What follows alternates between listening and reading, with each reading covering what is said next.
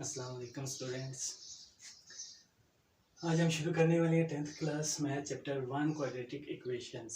सबसे पहले तो हम इसके इंट्रोडक्शन पे जाते हैं कि क्वाड्रेटिक इक्वेशंस होती क्या है।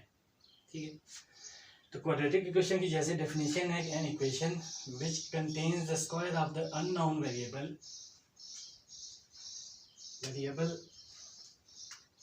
सबसे पहले हम वापस आते हैं बेसिक पे कि इक्वेशंस क्या होती है। मतलब क्वाड्रेटिक को तो खत्म ही कर देना, इक्वेशन ये क्या चीज़ है। आपने देखा होगा कि जैसे भी हम चीज़ें लिखते हैं 7 प्लस और minus x plus minus x square plus और माइनस वाई एक्सेट्रा। तो यहाँ पे आप देखें ये जो हमारे पास 7 है ये एक टर्म है, एक्स है ये एक और टर्म है, एक्स स्क्वायर ये एक अलग टर्म है, वाई को हम क्यूब कर देते हैं ये एक अलग टर्म है।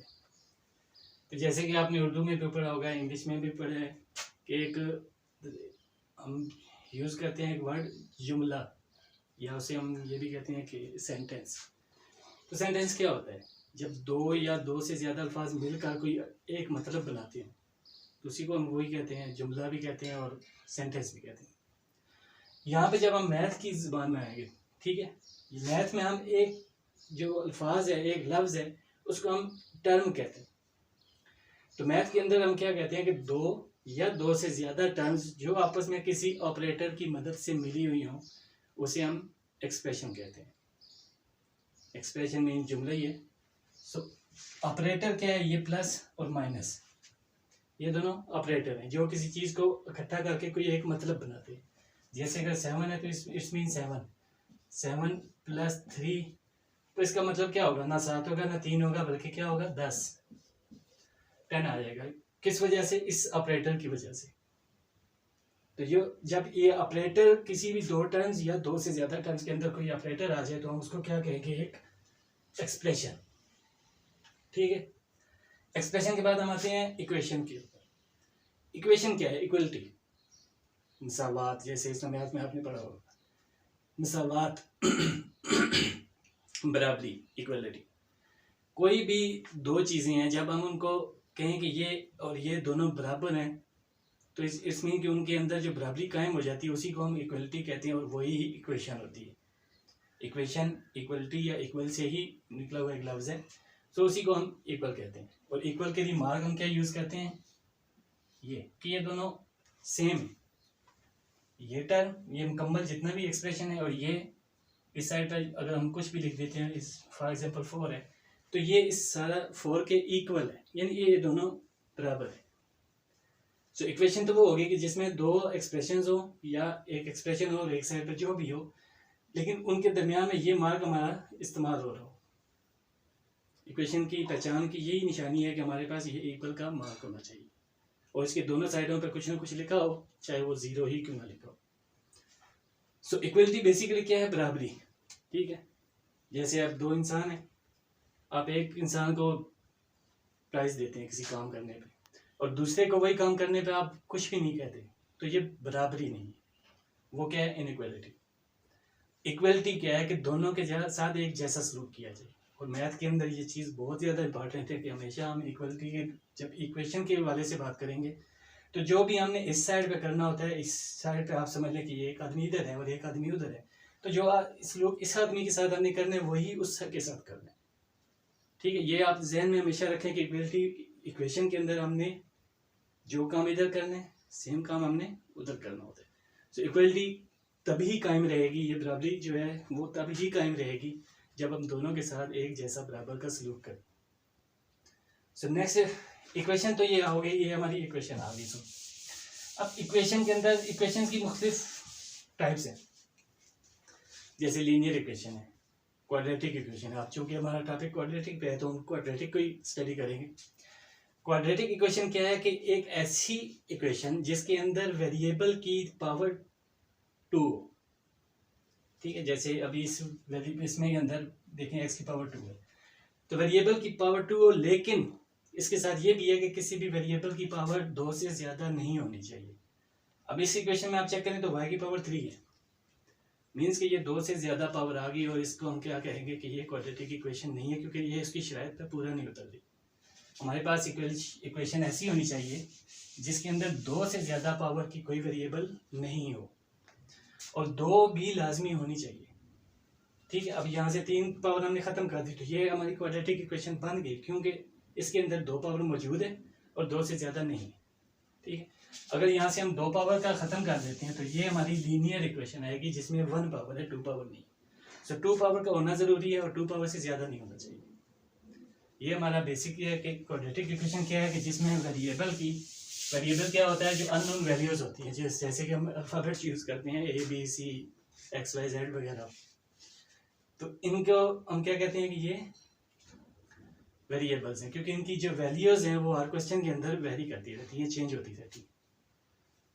सो वेरिएबल की पावर 2 से ज़्यादा नहीं होनी चाहिए और 2 पावर ज़रूर होनी चाहिए। ऐसी इक्वेशन हम क्या कहते हैं उसको, क्वाड्रेटिक इक्वेशन। अब इसके अंदर भी 2 चीज़ें हैं। क्वाड्रेटिक इक्वेशन हमारे पास अगर लिखा हुआ है x² प्लस और माइनस जो भी है x, इसके बाद प्लस माइनस कुछ भी है और एक कांस्टेंट और इक्वल टू 0। अब x² के पीछे कुछ होना चाहिए, फॉर एग्जांपल a कर देते हैं और यहाँ पे b कर दे रहे हैं और ये रही कांस्टेंट।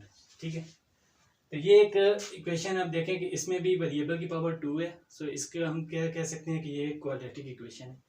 लेकिन क्वाड्रेटिक इक्वेशन की अब देखें, पहले 2 पावर, फिर 1 पावर और फिर बगैर वेरिएबल के, यानी कि कांस्टेंट फिगर है और इक्वल टू 0। तो अगर इस शेप में लिखी हुई तो इस शेप को हम क्या कहेंगे, ये क्वाड्रेटिक इक्वेशन की स्टैंडर्ड फॉर्म है या जनरल फॉर्म है। यानी कि जो एक कहते हैं ना कि एक चीज़ को सही तरीके से तरतीब के साथ रखें, तो वो ये इसको क्वाड्रेटिक इक्वेशन की एक तरतीब है। ठीक, और इसको हम स्टैंडर्ड फॉर्म कहते हैं। क्वाड्रेटिक इक्वेशन के अंदर 2 चीज़ें हम पढ़ेंगे कि एक तो ये होगी क्वाड्रेटिक इक्वेशन। ठीक है, अब स्टैंडर्ड फॉर्म में हो या आगे पीछे भी लिखी हो तो रहेगी ये क्वाड्रेटिक इक्वेशन। लेकिन क्वाड्रेटिक इक्वेशन एक तो है कि सिंपल क्वाड्रेटिक इक्वेशन और दूसरी हमारे पास है कि pure quadratic equation.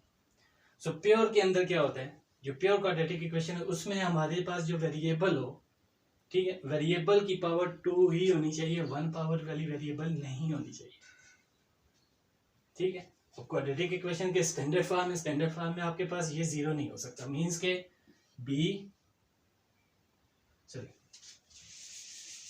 Standard form के अंदर ये हम B0 कह लें, A0 नहीं हो सकता,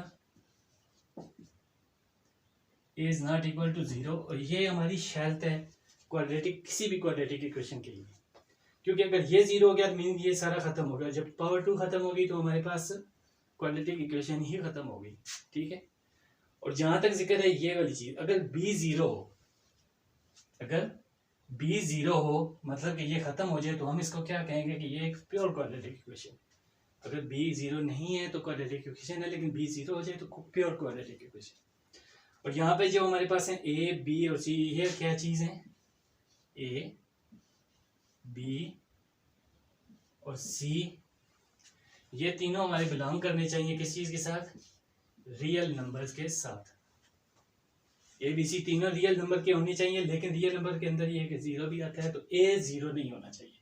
एक लिए ये शर्त है कि रियल नंबर तो हो लेकिन 0 ना हो, और बाकी जो दोनों है वो भी हमारे रियल नंबर के अंदर ही होने चाहिए। इसको हम क्या कहेंगे कि ये क्वाड्रेटिक इक्वेशन है। प्योर क्वाड्रेटिक इक्वेशन में आपको समझ आ जानी चाहिए कि x की पावर 2 ही हो, 1 पावर में कोई वेरिएबल नहीं होनी चाहिए। ठीक है, इसके बाद हम इसके आते हैं सोल्यूशन की तरफ। किसी भी क्वाड्रेटिक इक्वेशन को हमने सॉल्व कैसे करना होता है, किसी भी क्वाड्रेटिक इक्वेशन को हम सॉल्व कितने तरीकों से कर सकते हैं। इसके लिए हमारे पास 2 तरीके हैं, 2 मेथड्स हैं हमारे पास। एक है फैक्टराइजेशन के थ्रू, आपने जैसे पिछली क्लास में पढ़ा है, 9th में पढ़ा है फैक्टराइजेशन। एक हम फैक्टराइजेशन के थ्रू हम इसको सॉल्व करते हैं और दूसरा हम इसको करते हैं बाय कंप्लीटिंग स्क्वायर। 2 हमारे पास इसके प्रोसीजर है इसको सॉल्व करने के लिए। और सॉल्व करने के लिए यानी कि मीन सॉल्व करने के लिए हमेशा ध्यान में रखें कि अगर किसी चीज़ को सॉल्व करना है लिखा हुआ है, ठीक है, सॉल्व मीन्स क्या होता है कि जो उसके अंदर वेरिएबल है, फॉर एग्जांपल x है, तो x की जो वैल्यू है वो क्या है। अगर किसी क्वेश्चन के अंदर आपको सॉल्व लिखा हुआ है कि सॉल्व करें, तो आपको मालूम होना चाहिए कि हमने करना क्या होता है कि उसके अंदर जो वेरिएबल है उसकी हमने वैल्यू फाइंड करनी है, ठीक है। और वैल्यू फाइंड करने के लिए हमारे पास जो सोल्यूशन के तरीके हैं वो दो हैं, एक फैक्टराइजेशन और दूसरा कंप्लीटिंग स्क्वायर। फैक्टराइजेशन में क्या होता है, फैक्टराइजेशन के आपने 9th में इसकी डेफिनेशन पढ़ी होगी कि फैक्टराइजेशन में हम क्या करते हैं कि कोई भी हमारे पास एक्सप्रेशन है तो हम उसको एक मल्टीप्लिकेटिव फॉर्म के अंदर कन्वर्ट करते हैं। मल्टीप्लिकेटिव फॉर्म के अंदर के कन्वर्ट करने का मतलब ये है कि उसके जितने भी पार्ट्स हम बनाएंगे वो सब इस तरह ब्रैकेट्स के अंदर आने चाहिए। जितने भी पार्ट्स बनेंगे वो ब्रैकेट्स के अंदर आने चाहिए और कोई भी प्लस या माइनस ये ब्रैकेट के बाहर नहीं होना चाहिए। प्लस और माइनस का मार्क जितने भी हैं वो ब्रैकेट के बाहर नहीं होने चाहिए। ये फैक्टराइजेशन तो हम कर देते हैं एक्सप्रेशन की, लेकिन जब इक्वेशन है तो आपने जैसे देखा है कि हम क्वाड्रेटिक इक्वेशन की स्टैंडर्ड फॉर्म क्या है कि इक्वल के बाद 0 होगा। तो अब यहाँ पे जो जितने भी पार्ट्स बनेंगे इस साइड पे सारा कुछ हम इधर लेके आएंगे, दूसरी साइड पे हमने 0 करना है। तो यहाँ जितने भी इसके फैक्टर्स बनेंगे, ठीक है, उन उसको हम क्या करेंगे, ये फॉर एग्जांपल ये फर्स्ट फैक्टर है और ये सेकंड है और ये थर्ड है, तो हमने क्या करना होता है कि जो फर्स्ट फैक्टर है उसको भी इक्वल 0 लेना है, जो सेकंड है उसको भी इक्वल 0 लेना है और जो थर्ड है उसको भी इक्वल 0 लेना है। ये सारे फैक्टर्स हमारे किस चीज के इक्वल होंगे, 0 के। और फिर उसके अंदर जो भी हमारे क्वेश्चन के अंदर जैसे मतलब उसके होगी ही, यहाँ पे जो जो चीज आ रही होगी हम फर्दर उसको सॉल्व करेंगे, ये तो क्वेश्चन के अंदर ही जाके देखेंगे कि क्या होता है। लेकिन तरीका हमने क्या करना है, पहले फैक्टराइजेशन करनी है, हमें सारा जितने भी क्वाड्रेटिक इक्वेशंस हैं उनको हमें स्टैंडर्ड फॉर्म में करना है, 0 को उस साइड पे लेके जाना है। उसके बाद जितनी भी इस साइड पे रकमें मौजूद है, जितनी टर्म्स मौजूद है उसकी हमने फैक्टराइजेशन करनी है, उसको मल्टीप्लिकेटिव फॉर्म में लेके आना है। मल्टीप्लिकेटिव फॉर्म लेके आने के बाद उसमें आप कितने फैक्टर्स बनते हैं, 2 3 4 जितने भी हों, उन फैक्टर्स को हमने क्या करना है, बारी बारी सबको 0 के साथ इक्वल लेना है, ठीक है। अब वो उस फैक्टर के अंदर जो होगा वो तो क्वेश्चन के अंदर जाके हम देखेंगे कि क्या आता है। तो दूसरी चीज है हमारे पास square, completing square. Completing square के अंदर हमने क्या करना है कि हमने जो भी एक्सप्रेशन हमारे पास क्वाड्रेटिक इक्वेशन है उसको हमने एक साइड जो वेरिएबल है, वेरिएबल को हमने स्क्वायर के अंदर लेके आना है। अब जैसे तैसे भी करके हम बनाएंगे, क्वेश्चन के अंदर आपको मुकम्मल तौर पे समझा दूंगा मैं कैसे बनता है। लेकिन हमने करना क्या होता है कि जो भी वेरिएबल होगी उसके अंदर, जिस वेरिएबल को हमने यानी फाइंड करना है, उसकी वैल्यू फाइंड करनी है, एक्स है वाई है जो भी है, उसकी अगर हमने वैल्यू फाइंड करनी है तो उसको मुकम्मल इस स्क्वायर के अंदर आना चाहिए, ठीक है। वेरिएबल के अलावा अगर कोई रकम है तो वो उसके बाहर भी हो सकती है, फॉर एग्जांपल 5/4 है तो इसके साथ वेरिएबल नहीं है तो ये स्क्वायर के बाहर हो सकती है। लेकिन जो वेरिएबल्स है, एक्स है वाई है जो भी है, उसको हमने स्क्वायर के अंदर आना चाहिए, स्क्वायर के बाहर वेरिएबल नहीं होनी चाहिए। ये हमने काम अगर कर दिया तो समझ लेके आपका सवाल कंप्लीट हल हो गया, क्योंकि हमने उसमें कंप्लीटिंग स्क्वायर के थ्रू हमने अगर करना है तो उसको हमने ये शक्ल देनी है। कैसे देनी है ये क्वेश्चन में आपको देखा जाएगा। हमने ये शक्ल उसको बनानी है, ठीक है, कंप्लीटिंग स्क्वायर के अंदर ये शक्ल बनानी है ताकि हम जब इसके स्क्वायर रूट लें तो ये रूट और ये अब देखें स्क्वायर क्रॉस हो जाएगा, इसका भी रूट लेना है। अब यहां से देखें ये स्क्वायर रूट क्रॉस हो गया तो x + 3 = 5/4 सॉरी 5 और 4 जो 2 का स्क्वायर आ जाता है, ये 2/2 हो गया, स्क्वायर से रूट से बाहर आ जाएगा और 2 आ जाएगा यहाँ पे। अब यहाँ पे चेक करें कि जो हमारा मकसद था कि x को हमेशा जो वेरिएबल है उसको हमेशा रूट के इसके स्क्वायर के अंदर आना चाहिए। तो वो मकसद ये है कि जब हम स्क्वायर रूट लें तो ये स्क्वायर और रूट क्रॉस हो और x हमारा 1 पावर में बाहर आ जाए, लेकिन क्योंकि हमने इसमें स्क्वायर रूट लेना होता है, ठीक है। अब यहाँ से अगर हम देखें कि x हमारा इधर अगर आ जाए तो ये फिर ये यहाँ पे दोबारा रहेगा मौजूद, क्योंकि यहाँ से तो देखें ना इसके अंदर ऊपर स्क्वायर नहीं था, तो जब स्क्वायर नहीं है तो रूट क्रॉस नहीं हो सकता, तो 5 के साथ x मौजूद रहेगा। अब जब यहाँ x मौजूद रहेगा तो x से अब ये फाइंड करिए उसको फाइंड करिए, मुसीबत हमारे लिए बनी रहेगी। सो x को हमने जितना भी अगर x को फाइंड करना है तो मतलब उसको हमने इकट्ठा करना है और स्क्वायर के अंदर लेके, ठीक है। ये हमारे दो तरीके हैं। किसी भी क्वाड्रेटिक इक्वेशन को सॉल्व करने के लिए हमारे पास दो प्रोसीजर हैं, एक फैक्टराइजेशन का है और दूसरा कंप्लीटिंग स्क्वायर का। नेक्स्ट हमारे पास जो इसके आ जाता है, आपने देखा होगा आगे एक क्वाड्रेटिक फार्मूला। क्वाड्रेटिक फार्मूला को हम एक्सरसाइज 1 के बाद मुकम्मल डिफाइन करेंगे कि वो कैसे बन रहा है और किस तरह से सामने आ रहा है। लेकिन बहरहाल हमारे जो मेन प्रोसीजर्स हैं वो क्या है, फैक्टराइजेशन और कंप्लीटिंग स्क्वायर, क्योंकि क्वाड्रेटिक फार्मूला भी कंप्लीटिंग स्क्वायर से ही हम डिराइव करते हैं। तो ये ध्यान में रखें कि हमारे पास जो क्वाड्रेटिक इक्वेशंस है वो क्या होती हैं, ऐसी इक्वेशन जिनके अंदर वेरिएबल्स की हाईएस्ट पावर 2 हो और 2 लाजमी हो। ठीक है, 2 से अबव ना होना चाहिए लेकिन 2 पावर में होनी चाहिए। तो उस इक्वेशन को अंदर बाकी चाहे जो कुछ भी है, लेकिन उस इक्वेशन को हम क्या बोलेंगे कि क्वाड्रेटिक इक्वेशन है, क्योंकि उसके अंदर हाईएस्ट जो वेरिएबल है वो 2 पावर के अंदर है। उसको हम सेकंड डिग्री भी बोलते हैं। ठीक है, जैसे कि पावर को हम डिग्री कहते हैं, तो उसके हवाले से हम कह सकते हैं कि जो 2 पावर है तो वो सेकंड डिग्री इक्वेशन है हमारे पास। क्वाड्रेटिक इक्वेशन के अंदर जो प्योर क्वाड्रेटिक इक्वेशन है उसके लिए शर्त ये है कि जो हमारा पास क्वाड्रेटिक इक्वेशन है उसमें एक्स सिंगल पावर में नहीं होना चाहिए, वेरिएबल को सिंगल पावर में नहीं होना चाहिए, सिर्फ 2 पावर में। इसको सॉल्व करने के हमारे पास कितने तरीके हैं, 2 तरीके हैं, एक फैक्टराइजेशन और दूसरा कंप्लीटिंग स्क्वायर।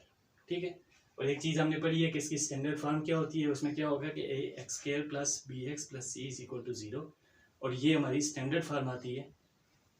मैं सामने दोबारा कर देता हूँ, A X square plus B X plus C is equal to 0, और यहाँ पे जो a is not equal to 0 और a b